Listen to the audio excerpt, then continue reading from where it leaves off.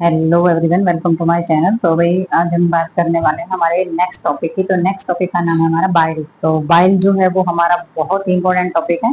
तो बाइल के बारे में हम इसमें जानते हैं। The bile is the digestive fluid. तो बाइल जो है वो हमारा एक पाचन भूत होता है।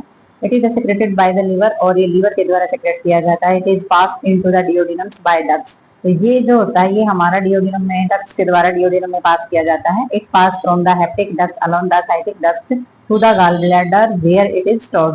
तो ये जो होता है पहले हेप्टिक डक्ट्स और साइटिक डक्ट्स से होता हुआ हमारा गॉल ब्लैडर के अंदर जाकर के स्टोर हो जाता है।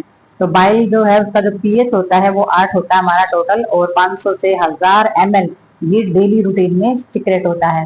ठीक है, तो ये हमारा बाइल। और इसके अंदर पाया क्या क्या जाता है, इसके अंदर वाटर, मिनरल, सॉल्ट हमारे होते हैं, म्यूकस पाया जाता है, बाइल साल्ट हमारा पाया जाता है, बाइल पिगमेंट और मेनली ब्लूरुबिन इसके अंदर पाया जाता है, और इसके अंदर पाया जाता है कोलेस्ट्रॉल। ठीक है, तो ये सारी की सारी जो चीजें होती है ये हमारे पाई जाती है बाइल के अंदर, और बाइल पाया जाता है हमारा गॉल ब्लैडर के अंदर, और वहां पर वो आता है लीवर के सेक्रेशंस के द्वारा। तो अब हम देखते हैं कि हमारा बाइल जो है वो काम क्या करता है। तो बाइल के फंक्शन के बारे में हम इसमें जानेंगे।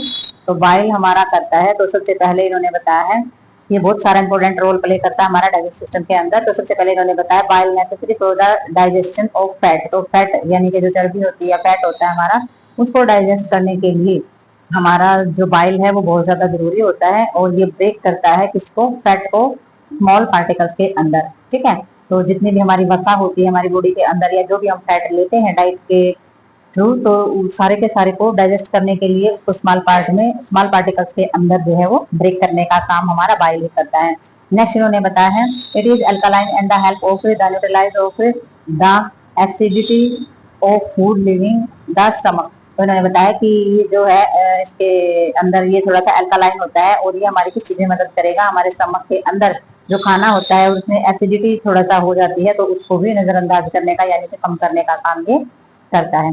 तो नेक्स्ट हमारा होता है बाइल साल्ट जो है वो reduce the surface tension of the intestinals. तो इसमें हमारा contents of aid of forming of the emulsions of the digestive fat. तो इन्होंने बताया है कि जो बाइल साल्ट हमारा होता है ये हमारे इंटेस्टाइन्स के सरफेस पर जितना भी तनाव और जितना भी प्रेशर होता है उसको कम करने का काम करता है, और ये हमारा सारा का सारा जो डाइजेस्टिव फैट होता है उसे भी यूज में लाता है। तो नेक्स्ट हमारा इसके अंदर फॉर्मिंग करता है, मतलब कि ऐड करता है कंटेंट को।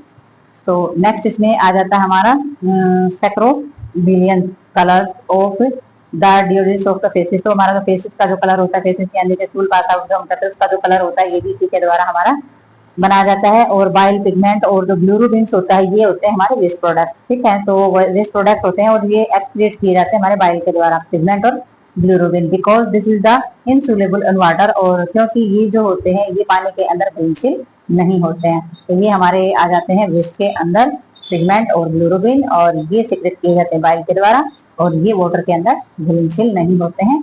और ये क्या करता है हमारा पिकल्स मैटर को कलर देने का काम भी करता है। तो फेसिस मैटर जितना भी होता है उसको जो कलर होता है इसी के द्वारा प्रदान किया जाता है। तो ये हमारे फंक्शन आगे भी है, आगे देखते हैं इसके फंक्शन में।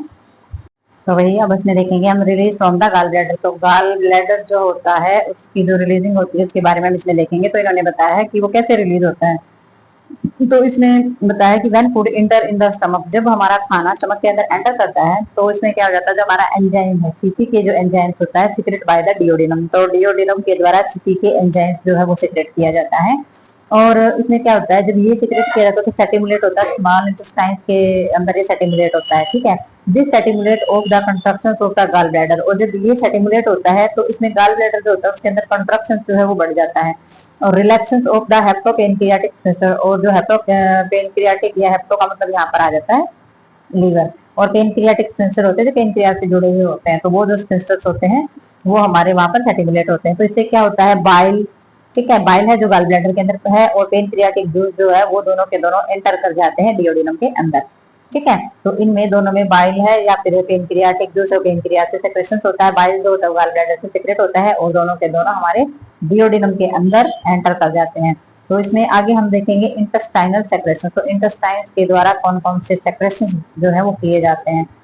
तो इंटेस्टाइन्स जो होती है उसके भी अपने सेक्रेशंस होते हैं। तो इसमें हमारे प्रिंसिपल्स बताए गए हैं कुछ कॉन्स्टिट्यूशंस के अंदर। जो इंटेस्टाइनल सेक्रेशंस होते हैं हमारे, वाटर सबसे पहला, ठीक है, म्यूकस किया जाता है, मिनरल सॉल्ट होता है, और हमारे एंजाइम एंड प्रोकाइनेज होते हैं।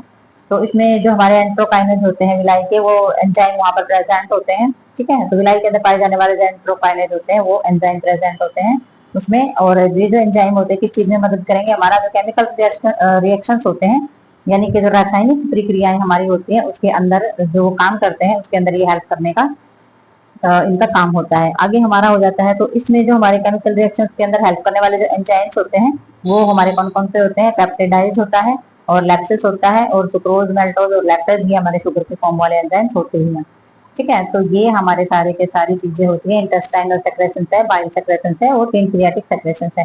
आगे देखते हैं हम थोड़ा सा और इसके अंदर हमारा आ जाता है केमिकल डाइजेशन एसोसिएटेड विद एंट्रोकाइनेज। तो इसमें जो हमारा केमिकल का जो डाइजेशन होता है, यानी कि जो रासायनिक जो हमारा पाचन क्रिया जो होती है विद एंट्रोकाइनेज, वो हम देखेंगे। तो इन्होंने बताया enterokinase activated to proteolytic enzymes of the pancreatic juice it the convert some polypeptides to amino acid. तो इन्होंने बताया है कि जो हमारे एंट्रोकाइनेज जो होते हैं जब वो एक्टिवेट होते हैं, क्रियाशील जब वो होते हैं, तो वो क्या करते हैं, प्रोलैक्टिक जो हमारे एंजाइम्स होते हैं वो हमारे एक्टिवेट हो जाते हैं पैंक्रियाटिक जूस में, ठीक है। तो कन्वर्ट होते हैं, जो कुछ हमारे जो पॉलीपेप्टाइड होते हैं वो हमारे अमीनो एसिड के अंदर चेंज हो जाते हैं। तो ये रासायनिक क्रिया होती है वो हमारे इस तरीके से ही चेंजेस आते हैं इसमें। जैसे कि लैप्सिस होती है, वो क्या करती है, फैट स्प्लिटिंग एंजाइम्स ये हमारे होते हैं, तो ये क्या करेंगे, फैट का ब्रेक डाउन करेंगे और जो हमारा ग्लाइकोरेल्स होता है वो हमारा फैटी एसिड में चेंज हो जाएगा। ग्लाइकोरोल्स जो है वो फैटी एसिड में ब्रेक डाउन हो जाएगा और मोस्ट पावरफुल हो जाता है जब ये हमारा बाइल जूस के साथ कंजक्शन में आएगा, यानी कि बाइल जूस के साथ मिलकर के जब हमारा ये काम करेगा लैप्सिस, तो ये हमारा और भी ज्यादा पावरफुल यानी कि स्ट्रॉन्ग होता है, ऊर्जा देता है। दूसरा इन्होंने सुक्रोज का एक्शन बताया, ये हमारा शुगर कैन यानी कि गन्ना जो होता है तो उस तरीके का ये एक्ट करता है। तो ये हमारा क्या करता है, लैक्टेज और जो हमारा लैक्टोज होते हैं, लैक्टेज और लैक्टोज जो हमारे होते हैं उनको ग्लूकोज और ग्लाइकोटोज में चेंज करता है और which the then converted into glucose in the liver. और ये क्या करता है, लिवर के अंदर जाकर ग्लूकोज के अंदर चेंज हो जाता है, तो ये कन्वर्ट हो जाता है लिवर के अंदर, ग्लूकोज जाकर के बन जाता है ये।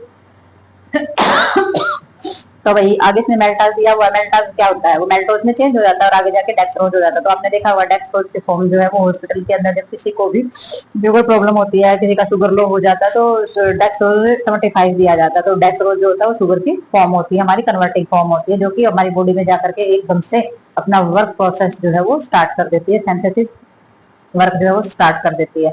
तो ये हमारी डेक्सट्रोज हो जाता है। तो आगे हमारा इन्होंने बताया है कंट्रोल ऑफ सेक्रेशंस। तो हमारा सेक्रेशंस के ऊपर जो हमारा कंट्रोल होता है, तो इसमें इंटेस्टाइनल जो ग्लैंड्स होते हैं वो सेटिमुलेट होते हैं काइमा के द्वारा, ठीक है।